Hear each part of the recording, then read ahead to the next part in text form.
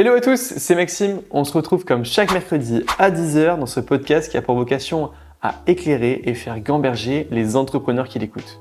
Pour me présenter, j'ai 21 ans, je suis entrepreneur et investisseur dans l'immobilier. Et au quotidien, j'accompagne aussi des entrepreneurs comme vous à investir dans l'immobilier. En effet, j'ai un accompagnement qui aide les entrepreneurs à investir dans leur premier investissement locatif de A à Z et il est garanti au succès de l'opération. Juste avant de vous laisser avec l'épisode du jour, je tenais à remercier Blanc et son cofondateur Simon qui m'accompagnent sur le podcast. Blanc, c'est un compte bancaire qui facilite la gestion financière des indépendants. D'ailleurs, Simon est intervenu lors du 11e épisode du podcast que je vous invite évidemment à écouter après cet épisode et que vous pourrez retrouver sur toutes les plateformes d'écoute. Vous êtes aujourd'hui des dizaines d'auditeurs à avoir testé Blanc et à en être pleinement satisfait, à avoir une application qui vous aide sur votre gestion financière au quotidien et je vous remercie d'ailleurs pour les retours que vous nous avez faits. Pour tous ceux qui ne sont pas encore inscrits, je vous invite à consulter le site de Blanc, www.blanc.app. On se retrouve à la fin de l'épisode. Bon visionnage!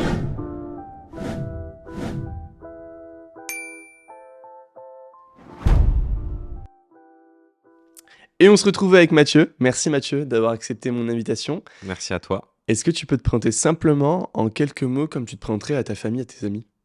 Alors, je m'appelle Mathieu, j'ai 22 ans, je suis entrepreneur et moi, dans ma vie, ce que j'aime, c'est concevoir et notamment des exosquelettes pour aider des personnes atteintes de handicap moteur à pouvoir marcher, courir et même prendre les escaliers. Écoute, c'est génial. C'est une boîte que j'ai pas l'habitude de, enfin, une typologie en tout cas dans la medtech que j'ai pas l'habitude d'avoir. Donc, on va parler de tout ça dans la deuxième partie du podcast. Si on revient quelques années en arrière, est-ce que tu peux nous dire qui était Mathieu quand il était dans son enfance, adolescence? Alors, c'est bizarre de parler de soi à la troisième personne. Moi, j'étais quelqu'un de bricoleur. J'aimais beaucoup créer. Peu du mal à interagir avec les autres aussi. Pas la même compréhension des besoins voilà, d'un jeune enfant. Mais voilà, moi j'aimais bricoler. J'ai mon grand-père qui, à 4 ans, m'a mis un fer à souder dans les mains qui, après les cours, m'amenait dans son garage, on bricolait, on fabriquait des trucs. Et puis à 12 ans, j'arrive à cette limite du bricolage où tu démontes, à chaque fois que tu as une voiture télécommandée à Noël, tu la démontes. À chaque fois, tu essaies de fabriquer des trucs, mais il manque ce côté design que tu vois beaucoup chez Apple, chez d'autres, même chez des créateurs, parce que c'était aussi le début de YouTube, etc. Tu voyais des gens créer, tu te dis putain, mais waouh, le résultat fini est ouf. Et un soir, je tombe sur un reportage sur M6 de l'impression 3D. Je connaissais pas. Et je vois qu'on peut créer n'importe quoi à partir de sa modélisation 3D. En fait, c'est ouf, il me faudrait trop ça. Et du coup, j'ai monté ma première imprimante 3D. Ça a commencé comme ça, à faire un peu de sous à droite à gauche en vendant aux gens de mon village des impressions 3D auxquelles ils avaient besoin, de faire des petits projets de mon côté. Et puis voilà. C'est quoi qu'on peut t'acheter au début comme ça? Qu'est-ce que tu es capable de faire déjà? Cale de porte, des porte-clés, on a fait des machines enfin des pièces pour réparer des machines à laver. Ouais. C'était Des pièces très utiles finalement ouais, et qui sont difficiles à trouver et qui doivent être faites sur mesure à chaque ouais, fois. c'est ça. Ok, ça marche. T'avais quoi du coup comme niveau scolaire quand t'étais au collège, au lycée? Au collège, même primaire, collège, j'étais bon, j'avais pas besoin de beaucoup travailler. Ouais. J'étais pas dans les excellents avec 19 de moyenne, etc. Mais j'avais celui de 16, 19, 17, ouais. Hmm. Donc voilà, ça s'est un peu corsé au lycée quand tu arrives au lycée que Il a fallu travailler. ouais, il a fallu travailler, que t'es un branleur de base et que tu découvres ça et tu fais waouh, ok, faut faire des trucs.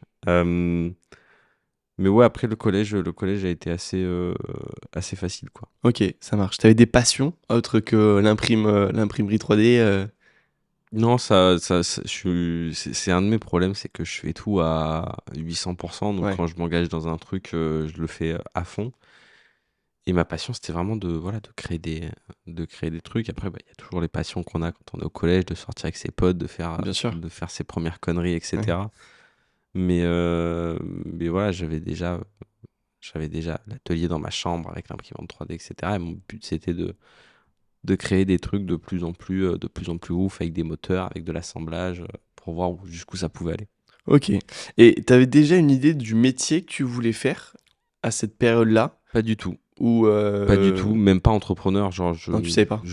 enfin, pour moi, le monde des startups, c'était, Apple, Microsoft, tu vois? C'était des trucs qui étaient partis des États-Unis, et ça n'existait pas en France et fallait être fou pour monter une startup donc quand j'étais, ouais, au collège, début collège, je pensais à,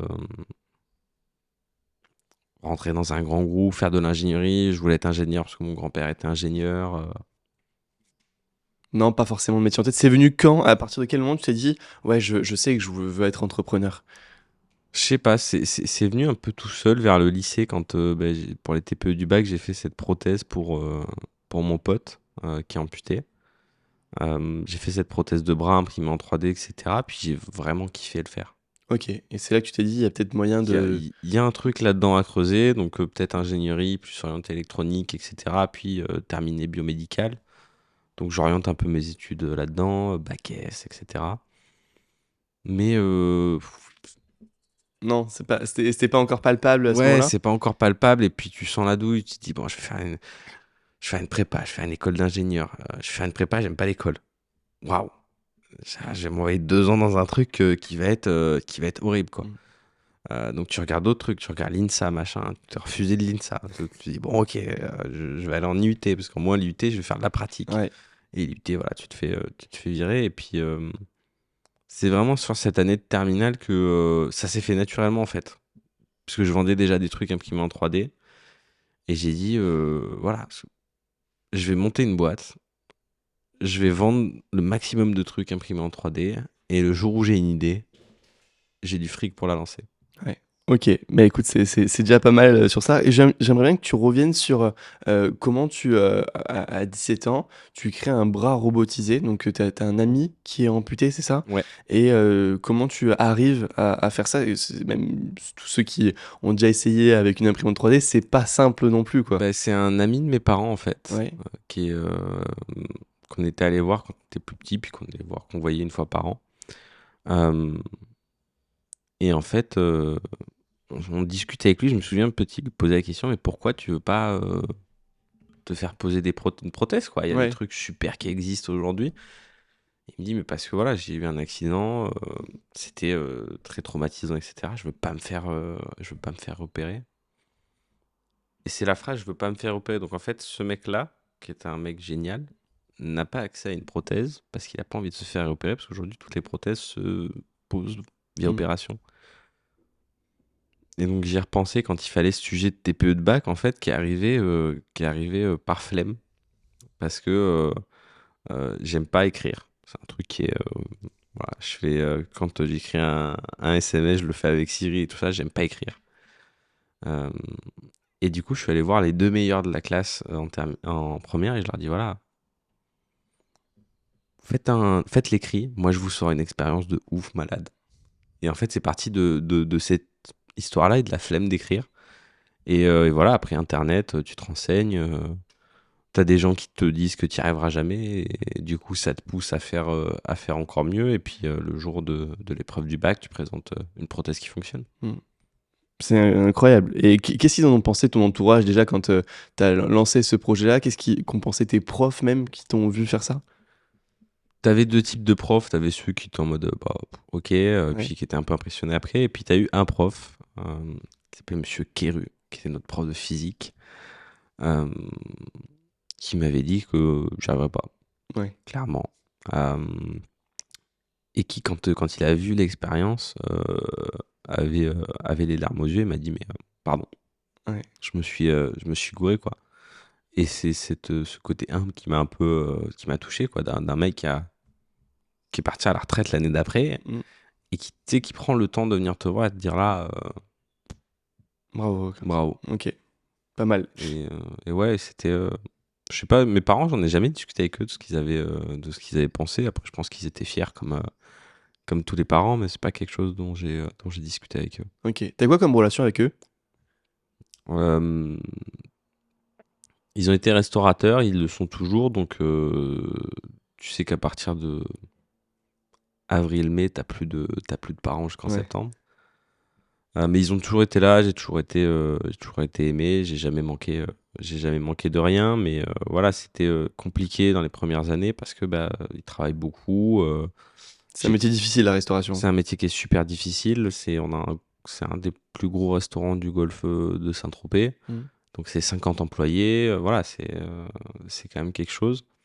Et du coup, j'ai plus passé le début de ma vie avec ma mère qui bossait là-bas, mais cet instinct maternel de nique le reste, les enfants. Ok. Et mon père qui bossait beaucoup pour remonter le resto, quoi. Parce que affaire familiale depuis 1852. Ah oui, Donc ok. voilà, faut pas planter ça. C'est du côté de ma mère, mais voilà, il voulait apporter sa pierre à l'édifice et tout ça. Et mon père est quelqu'un d'exceptionnel dans le travail. Il a une abnégation et une force de travail qui est folle. Et je me suis beaucoup rapproché de lui grâce aux boîtes. Ok. Au début, ça a été très compliqué Ouais. parce qu'il voyait ça comme pas un jeu, mais fais ton expérience de vie, tu vois. Ouais. Et Ça sera pas une activité lucrative, mais ça sera un projet, quoi. c'est pas un vrai métier, Ouais, voilà. tu Ok. vois. Et au Ouais. début, putain, c'est pas un vrai métier. Ouais. Je comprends parce qu'au début, on était des branquignoles, tu vois. Enfin, on faisait du bricolage, mais comme tous les mecs qui montent des boîtes, quoi. Ouais. Mais tu sais, quand t'as ton daron qui te dit, ouais, c'est pas un vrai métier, tu fais, je fais quand même 17 heures par jour. Et puis au final, quand c'est dur, il t'accompagne. Quand c'est dur, il est là. Et puis il finit par discuter des choses compliquées. Et un jour, il te regarde, il te dit, ouais, voilà, je suis fier de toi. Et puis toi, tu prends une claque et tu fais, ok, c'est bon.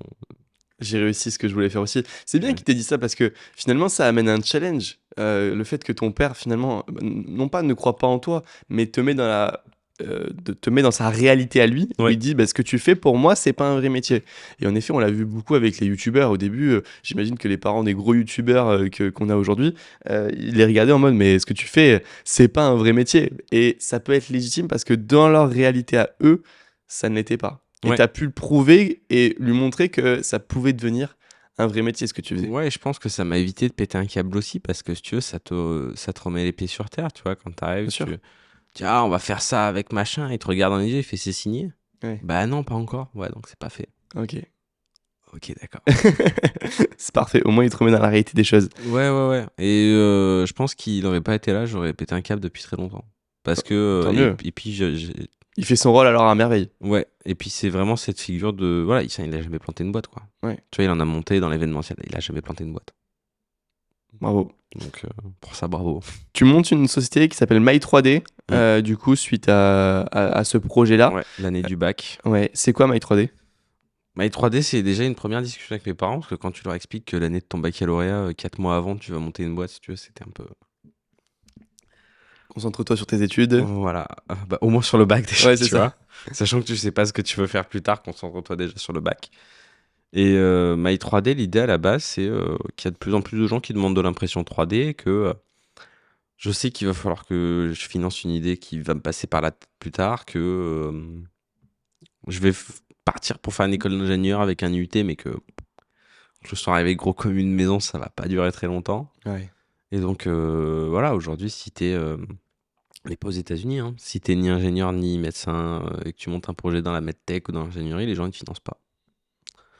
Donc je me suis dit, bah, quitte à pas être financé, autant me financer moi-même.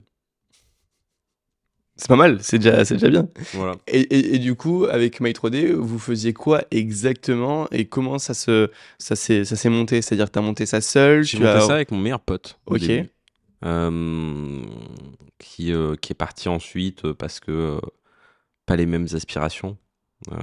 Moi, je voulais faire un bulldozer, lui, il voulait voilà, continuer un truc tranquille, puis il a eu son chemin de vie et tout ça. Puis moi, je suis un benet. Donc, quand tu me lances dans quelque chose, je vais le faire 17 heures par jour, je vais le faire à fond, je vais vouloir devenir un pro là-dedans. Pas le meilleur obligatoirement, mais un pro là-dedans. Donc, My 3D, ça commence comme ça, avec des premières imprimantes 3D qu'on achète, avec les préventes qu'on avait fait, avec la première montée qui était ridicule. On vendait des trucs imprimantes 3D. C'était dégueulasse. J'aurais honte de vendre ça aujourd'hui. Tu voyais toutes les stries, les boursouflures. Ouais. Mais bon, c'était du fait maison. Et on est retourné voir Volumique avec un peu de sous de mon grand-père, de mes parents et les sous qu'on avait fait. J'ai dit à Volumique, voilà, j'ai un peu de sous, j'ai pas assez pour acheter votre machine parce que vous vendez des machines professionnelles. J'ai fait un stage chez C'est vous. combien une machine? Machine Volumix, à l'époque, c'était 4000. Ouais, 4000 et quelques. Aujourd'hui, ça va de 5 à 14 000. ok. Et je dis, mais moi, si je veux faire du professionnel, il faut des machines qui font du professionnel. Ouais. Et je vais voir le patron de Volumix, je dis, voilà, on avait gardé contact et tout ça. Et puis, on s'était suivi pour la prothèse. Et il me dit, bah, écoute, moi, je crois en toi. Parce que quand t'es venu faire ton stage, t'as pas posé de questions, t'as pas demandé d'argent, tu passais le balai.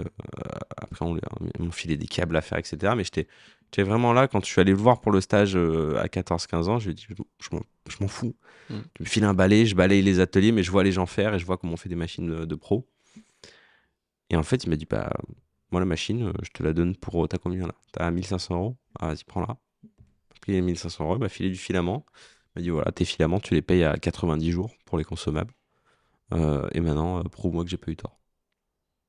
Pas mal. Et cette année, au 3D Print, on gagnait la collab de l'année entre un imprimeur 3D, coup de cœur du jury, entre un imprimeur 3D et un industriel qui est Somagneti. Donc Génial. ça fait une belle boucle. Ouais. My 3D commence comme ça en fait. Ok.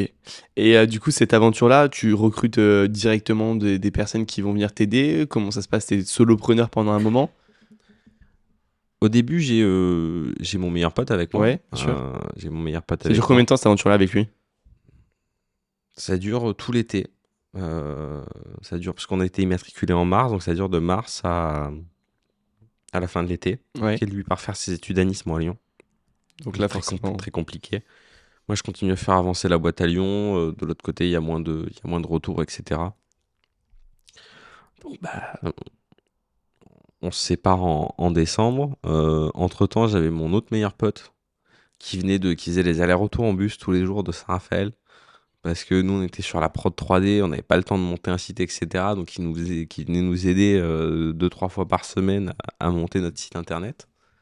Avec qui on travaille toujours aujourd'hui, et pas dans la boîte, mais il nous aide assez souvent. Il fait une école d'ingé en cybersécurité, administration système, donc il nous a aidé pas mal à structurer aussi cette partie-là. Et au début, on est comme ça. Après Lyon, appartement étudiant, 17 mètres carrés, 4 imprimantes 3D à l'intérieur. Tu vis avec tes machines, tu vis avec ta prod. On prend une première stagiaire là-haut. Après le Covid, du coup, on arrête tout. Je redescends les machines. Là, c'est compliqué parce que tu rentres chez tes parents. Toi, dans ta tête, c'était Elon Musk, t'es parti. T'as les machines, tu fais des ventes et d'un coup, tu perds tous tes prospects, Ouais. tu perds tous tes clients. C'est qui tes clients? C'est des écoles. Ok. Là, c'est des écoles parce que j'ai compris que faire des impressions 3D, c'était bien, mais qu'à chaque fois que je vendais une machine, je gagnais 1000 balles d'un coup pour une mise en relation. Ouais. Donc, je vends des machines et je fais de la prod. Mais je perds beaucoup le soir du Covid, Ok. où il fait sa petite annonce. Et du coup, voilà, on est allé dans ce sens. Je suis rentré, puis quand tu rentres chez tes parents, voilà, tu rentres avec tes machines, tes machins. Ouais. Qu'est-ce que je vais faire? Et après, tu retrouves un sens via des communautés comme ça a pu se créer avec les visières. Ok. Et donc là, tu fais quoi très clairement pendant le Covid? Tu m'en parlais juste avant le podcast, mais tu as fait un don de générosité. Là, en fait, on se retrouve avec des machines qu'on avait commandées Ouais. pour nos clients, machin, qu'on a sur le dos. On se retrouve avec des kilos et des kilos de filaments parce que même problématique. Et on se dit, autant que ça serve à quelque chose. Parce que quitte à couler avec le navire, autant faire une bonne action, tu Ouais. vois. Parce que j'étais vraiment pas dans l'optique de on va remonter quelque chose, ça va aller, machin et tout Ah ça. ouais, à cette période-là, tu savais que ça allait être compliqué et Ah que. ouais. J'étais vraiment en mode, tu vois, c'est ce que je te dis. Quitte à couler avec le navire, Ouais. autant le faire de manière très classe. Ouais, c'est clair. Et donc en fait, on fait des visières de protection anti-Covid imprimées en 3D sur lesquelles on met des feuilles de papier transparent. Et ça, ouais, on en a offert quasiment 6000 en tout. On en a offert 1000 à des hôpitaux. Après, on en a offert, en tout, on en a offert quasiment 6000, ouais. Ok. 1000 à des hôpitaux, ensuite à des EHPAD, des infirmières, des gens qui avaient des maladies. Tu vois, il y a une dame qui avait un cancer, elle avait pas de masque pour aller à l'hôpital. Alors que pleine chimio, affaiblie, c'est pas normal. Ouais. Et toujours grâce, on revient au paternel, avec sa barbe et ses casquettes, qui me dit qu'il peut pas mettre les visières ni de masque parce que ça l'embête. on met une visière, on met 2 pivots et on la fixe sur une casquette. Et là, idée de fou. Et en fait, on en vend plein. Ok, donc là, vous faites des visières que vous attachez sur des casquettes.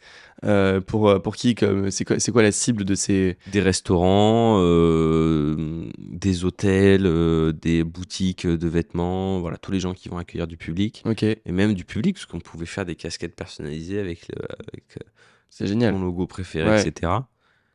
Mais c'était un bordel sans nom, parce qu'on avait des machines qui tournaient 24 heures sur 24. En fait, on faisait la prod la journée.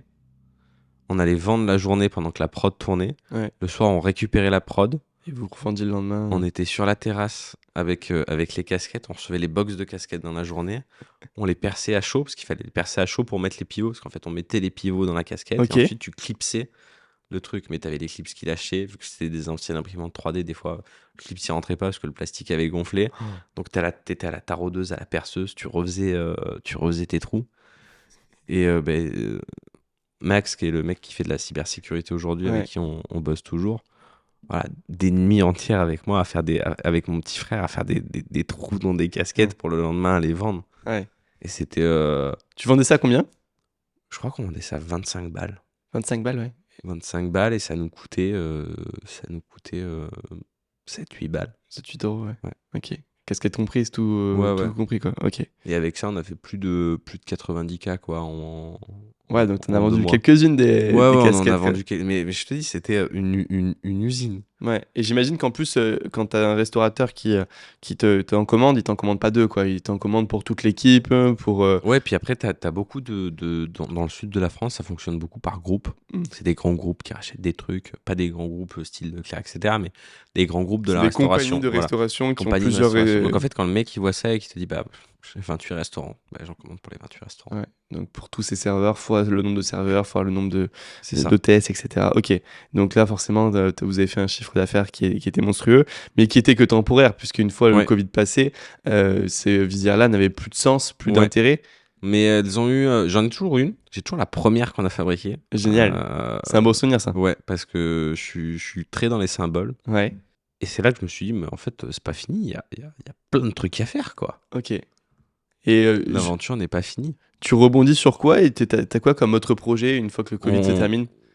Je me dis, bon voilà, on revend les anciennes machines qu'on avait, on retourne voir Volumic avec l'argent qu'on a fait, et on dit à Volumic, salut les gars, maintenant on a un peu plus de thunes. On a quand même besoin d'une petite réduction parce que je veux pas tout mettre chez vous. Est-ce que c'est possible de devenir revendeur chez vous? Et parce que voilà, c'est quand même Volumic, c'est une grosse marque française, ça, tu deviens revendeur chez eux, c'est pas rien. Et on rachète leur dernière machine qu'ils avaient sortie, on devient revendeur, donc on commence à aller dans ce sens, quoi. Ok.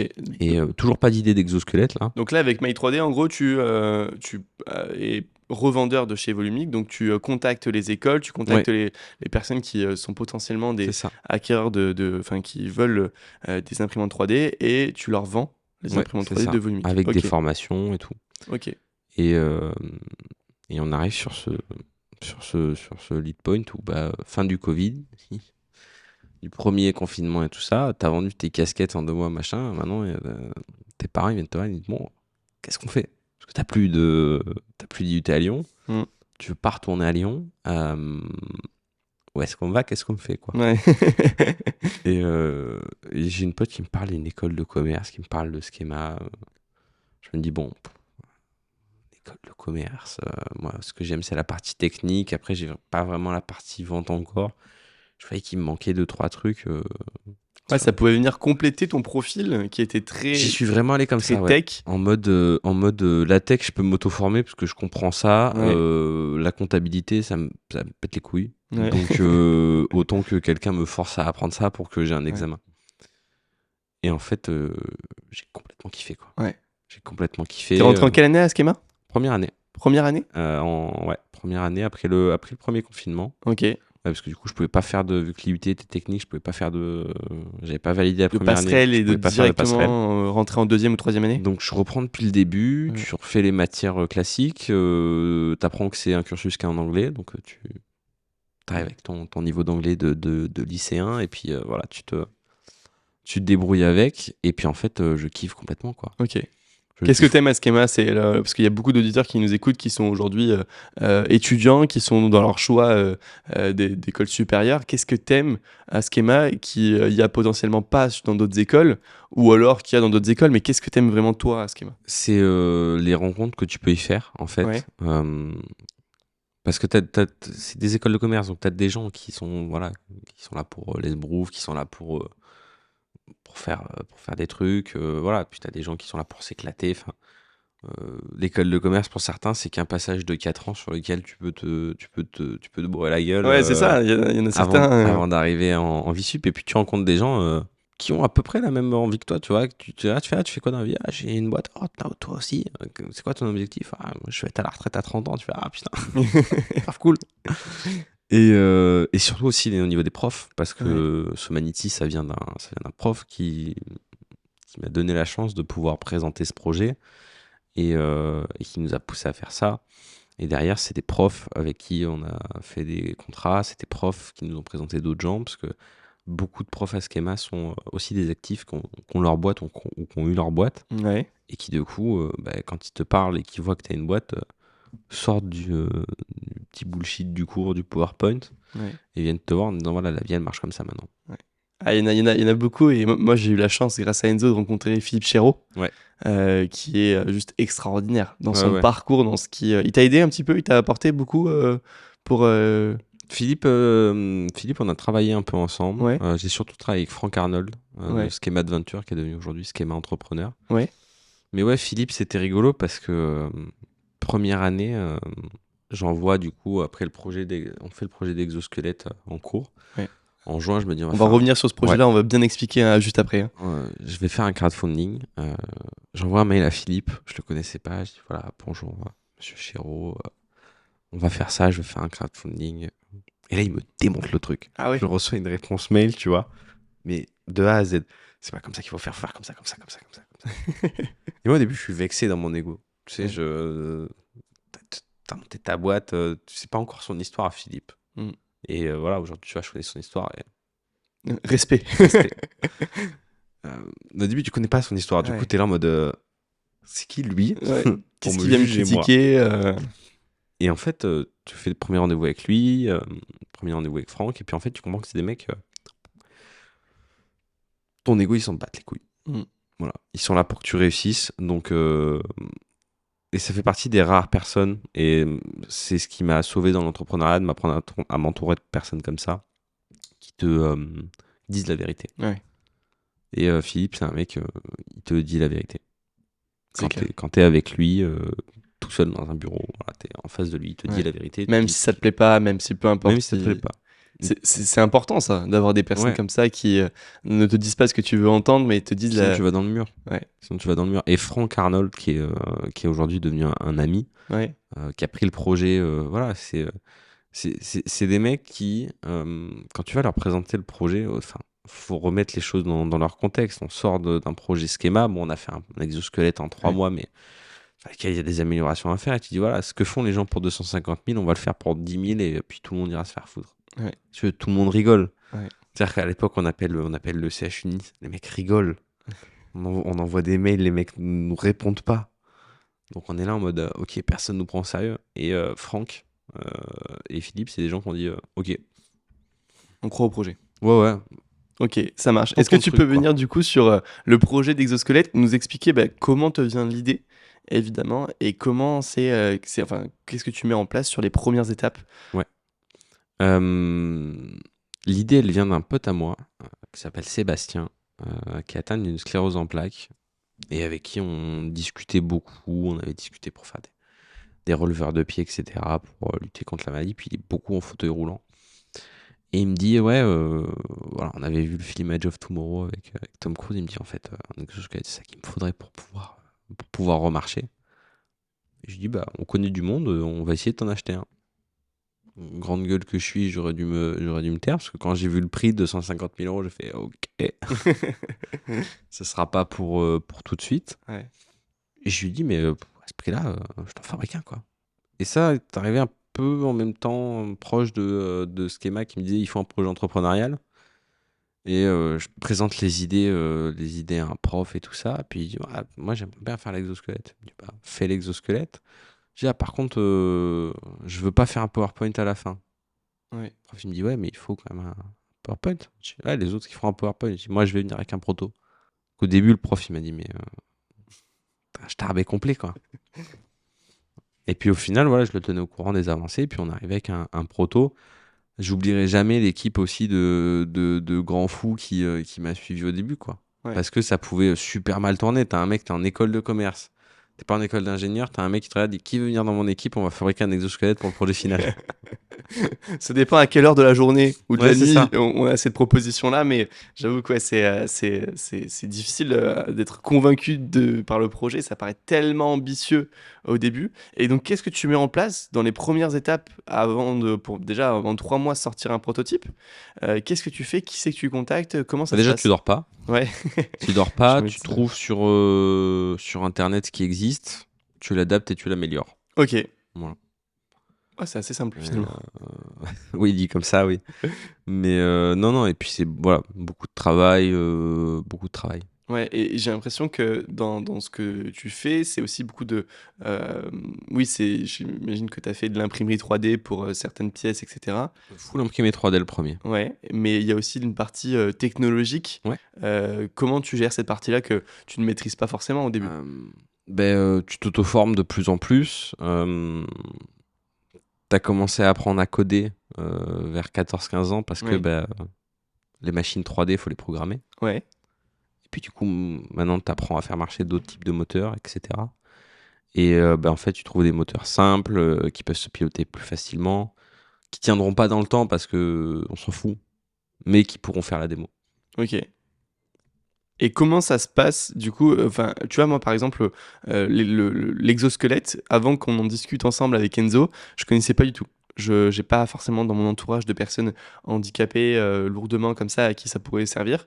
Et c'est vrai que je connaissais absolument pas. Je me suis vachement renseigné. Donc pour les auditeurs qui connaissent pas, est-ce que tu peux expliquer le fonctionnement et l'utilité d'un exosquelette? Alors, un exosquelette, il faut voir ça un peu comme une armure d'Iron Man, Ok, qui est ouverte, mais avec des moteurs en fait qui viennent remplacer vos articulations.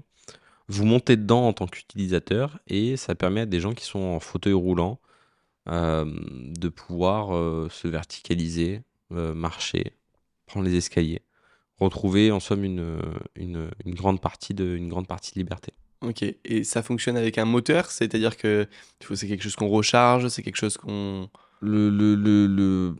La réplique exacte du muscle humain n'ayant pas encore été inventée, d'ailleurs si quelqu'un invente ça, je pense qu'il sera à la retraite à 30 ans, Ouais, il faut remplacer tes muscles par des moteurs, et ouais. étant donné que tu as des articulations qui sont des points de rotation, sur ces points de rotation on met des moteurs.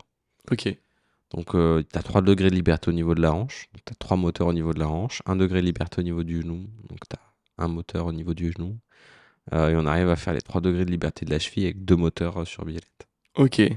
Donc en fait, tu as des moteurs sur chaque articulation, tu as des moteurs dans le dos qui te permettent de corriger ton équilibre, parce qu'on peut penser que marcher est quelque chose de simple, puisqu'on le fait tous les jours. En fait, c'est super compliqué. Ouais. C'est super compliqué. C'est une science qui est très, très, très technique. Surtout Ok. quand tu bouges un patient qui a un centre de gravité qui peut varier, quoi. Et comment ça se passe en fait le lien entre Somanity et Schema, c'est quoi? Qu'est-ce qu'il t'apporte? Au début, c'est compliqué parce qu'il n'y a pas de. Il y a un statut étudiant-entrepreneur au national Ouais, qui te permet de faire valider tes stages, etc. Mais il n'y a pas de statut entrepreneur, entre guillemets, à Schema. ok. Tu as un statut sportif de haut niveau, mais t'as pas de statut entrepreneur. Donc en fait, tu commences à louper des cours parce que la boîte où tu étais un, tu prends un pote de Mm. Schema, puis t'es 2, puis t'es 3, puis t'es 4, puis t'es 5. T'arrives à un moment où voilà, c'est compliqué de suivre les cours et en même temps faire la boîte, même si t'as pas beaucoup de cours, t'as 15-20 heures de cours par Ok. semaine. Mais c'est compliqué de faire les deux. Et donc à un moment, je vais voir Schema, je dis les gars, qu'est-ce qu'on fait? Mm.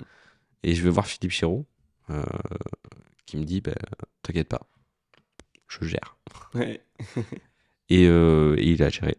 Ouais.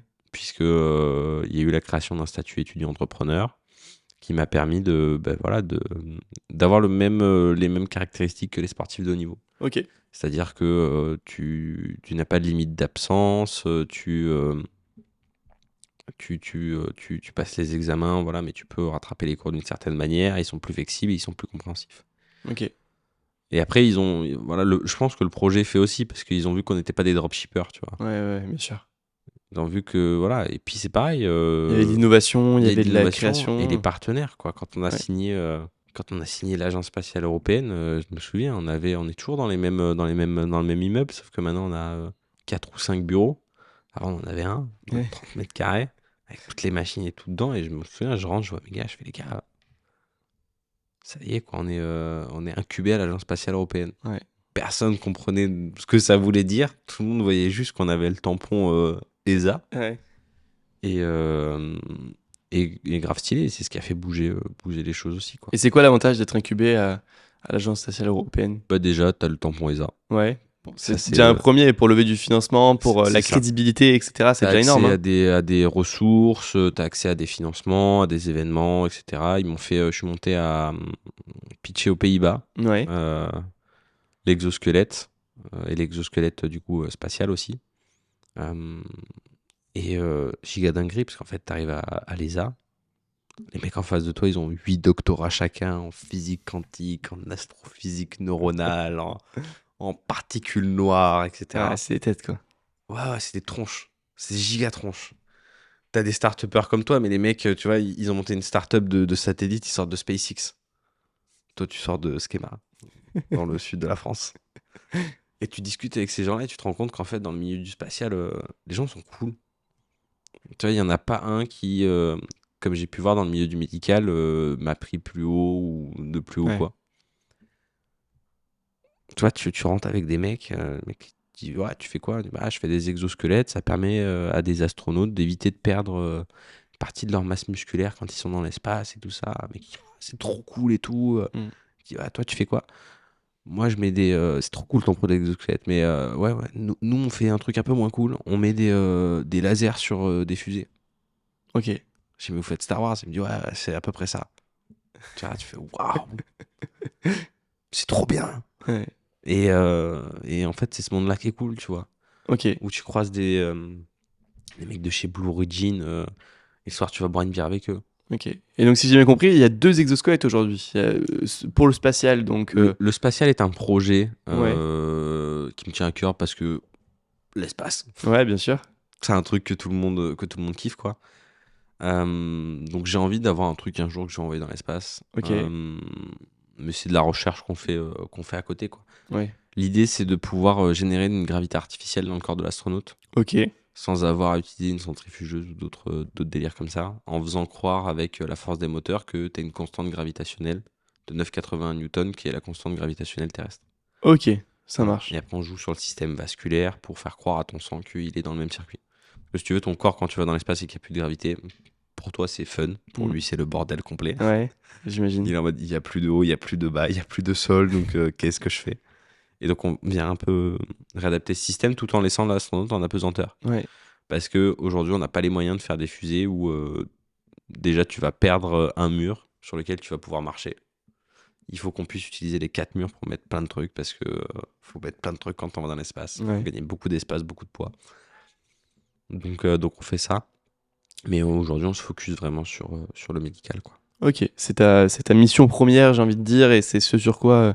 Vous en êtes tout du projet? Vous avez, est-ce qu'il y a un jour où vous direz, voilà, le prototype, pas le prototype, mais c'est terminé, on peut commercialiser? On a bien... Moi, ma seule brique psychologique, là, c'est de faire marcher mon pote. Ok. Une fois que ce sera fait, ça peut s'arrêter, il peut pleuvoir des météores.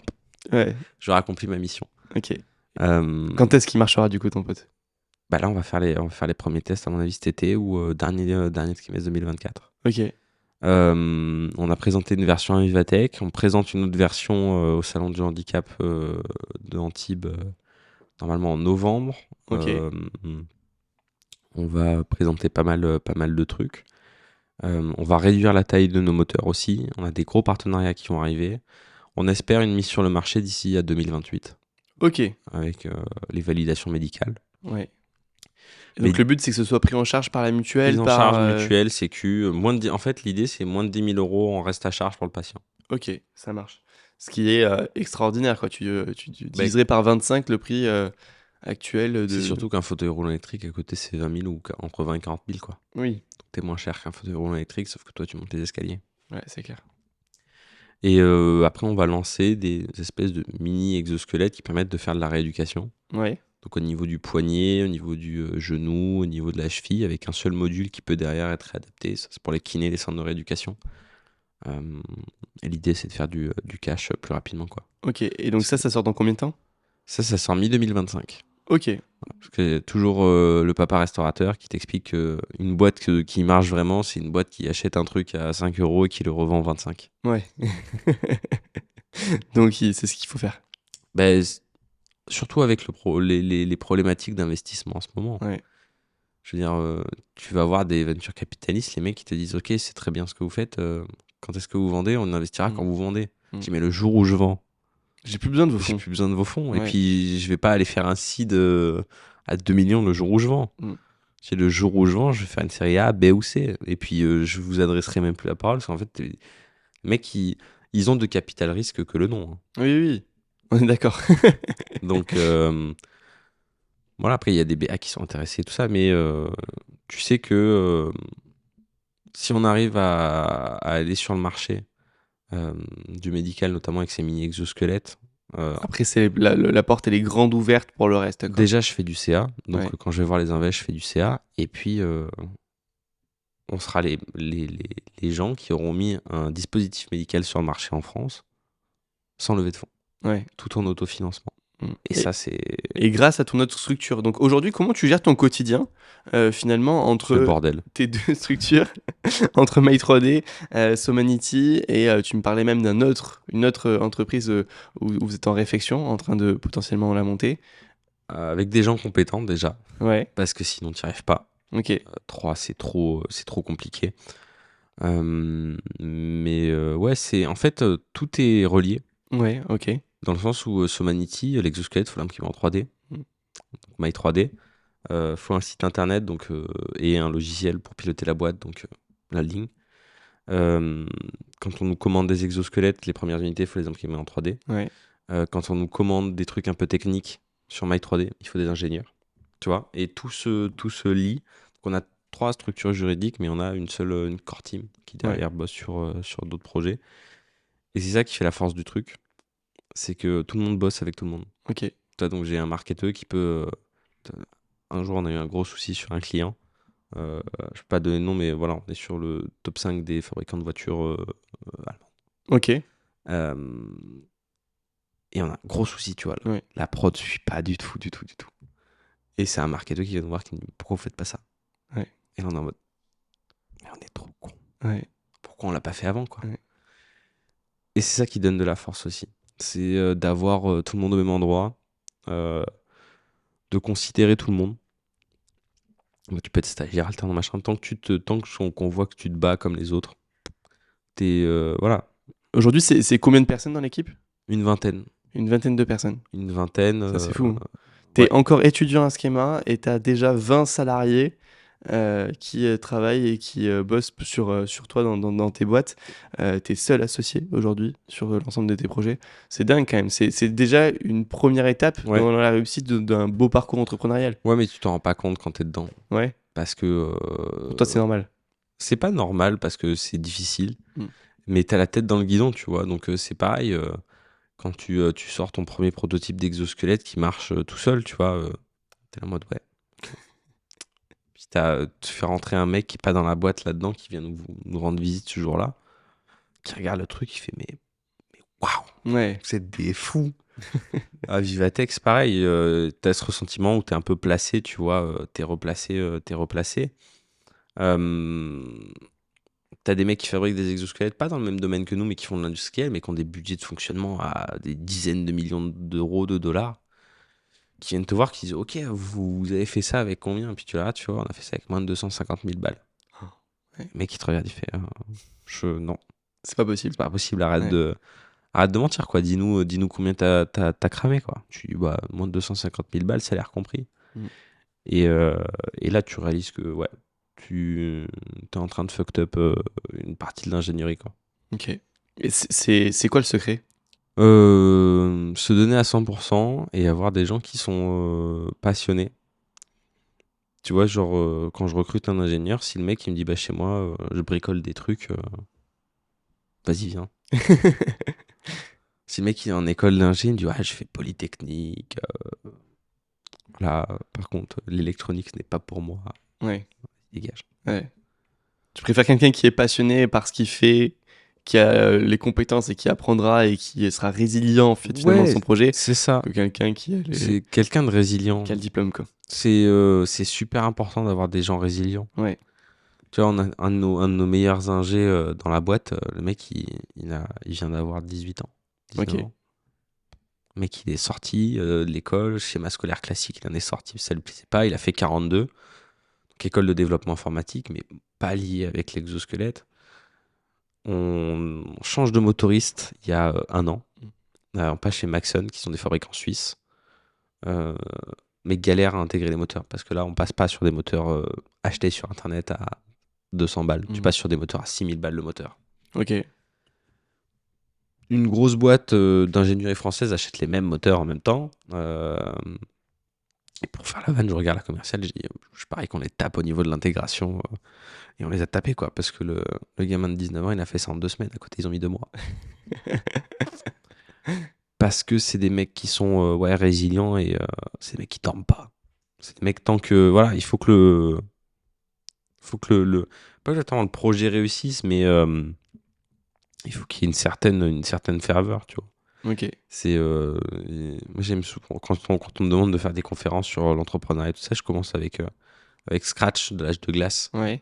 parce que c'est la meilleure représentation de la résilience au monde. Quoi qu'il arrive, il continuera à courir derrière son gland et puis il essaiera de le choper. Il faut des types comme ça si tu veux monter une boîte avec des grands projets. C'est compliqué à manager parce que du coup t'as pas de moutons. Mais c'est une belle aventure quand même, quoi. Ok. Aujourd'hui, vous êtes rentable sur l'ensemble des projets? Sur My 3D, on a été rentable à partir de la 2e année. Ouais.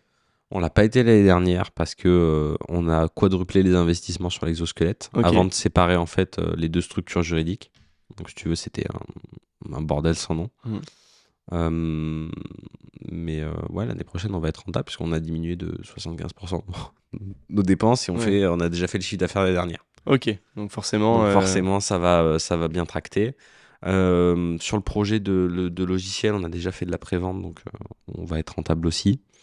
Et sur ce Manity, on sera une boîte de la medtech qui sera rentable avant sa 3e année. Ok, donc quand le projet sortira en 2025 sur le mini exosquelette, est-ce que tu as une actualité en ce moment qui est importante à nous partager sur la fin de ce podcast? La petite présentation à Vivatech de notre dispositif, parce qu'on travaille beaucoup en sous-marin chez nous, donc c'était la première fois qu'on avait vraiment le retour des gens. Tu communiques sur les réseaux sociaux? Très peu. Ouais. Très peu, enfin moi un peu sur LinkedIn, donc allez me suivre sur LinkedIn. Mais ouais, très peu parce que c'est pas mon truc. Moi j'aime bien voir les gens en vrai. Ouais. Et pour l'instant, je préfère payer un ingénieur qu'une marketeuse. Ok. Après, on se donne tous le rôle, tu vois. Chacun, des fois, on essaie de prendre des stories, des machins, mais tu sens que c'est fait avec les pieds. Ouais. Il n'y a pas de stratégie derrière. Non, il va falloir qu'on se pose un moment. On a une stratégie là, parce qu'on a une jeune femme qu'on a recrutée qui a eu 15 vies avant, pareil, qui a monté sa boîte, qui a travaillé en banque, qui a monté une marque de vêtements qu'elle a montée à 504 CA par an. Et qui fait une reconversion en marketing là, donc on travaille sur les stratégies. Mais il y a tellement de sujets à gérer que si tu veux, mon Instagram, c'est le dernier de mes problèmes, quoi. Même s'il faudrait un peu plus qu'on s'accorde dessus. Ok, surtout pour la communication et enfin pour la commercialisation, pardon. C'est vrai que c'est important de communiquer. Donc, surtout qu'on veut créer une communauté, quoi, parce que le dispositif d'exosquelette, le premier, on l'a conçu en allant voir APF France Handicap, qui est une grosse association de personnes atteintes de handicap moteur en France, et de handicap au global, hein. Mais nous, on est ciblé sur le handicap moteur. Et on l'a fait avec des gens. C'est pour ça que le design d'exosquelette, aujourd'hui, les gens nous ont dit sur Vivatech, putain, c'est stylé. Parce qu'il y a un mec qui, lors du premier atelier, quand on lui a dit, tu veux qu'il ressemble à quoi l'exosquelette, il nous a dit, moi, je veux un exosquelette où quand les gens ils le voient, ils ont envie d'être handicapés. Waouh.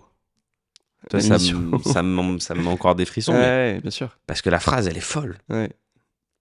C'est-à-dire que dans ton design, après, je suis allé voir mes designers, je dis, les gars, faut faire un truc où demain, il y a un reportage sur Apple qui fait des exosquelettes, ça doit avoir la même gueule parce que les gens, ils doivent avoir envie d'être handicapés quand ils le voient.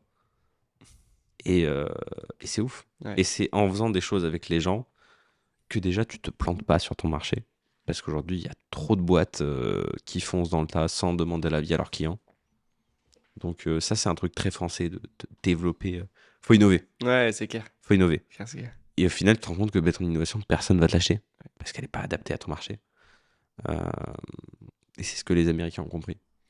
C'est que si tu fais de la merde, mais que la merde est voulue, les gens, ils t'achèteront de la merde. Donc nous, on essaie de faire de l'innovation pour éviter de faire de la merde, comme les Américains, mais de l'innovation qui est guidée par le client.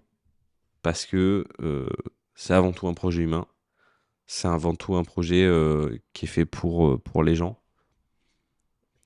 Si demain, on arrive à guérir des maladies et que j'ai plus besoin de vendre des exosquelettes, je serai le plus heureux du monde et pourtant, j'aurais perdu ma boîte.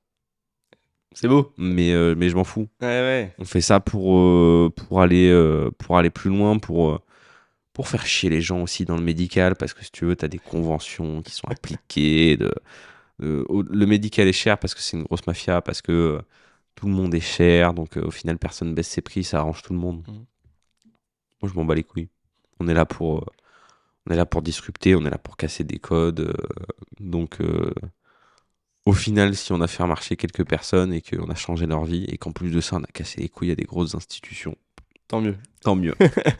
Eh bien, écoute, on va clôturer sur ça. J'ai 2 dernières questions à te poser pour finir ce podcast. La première, c'est est-ce que tu aurais un conseil à donner à un entrepreneur qui nous écoute aujourd'hui?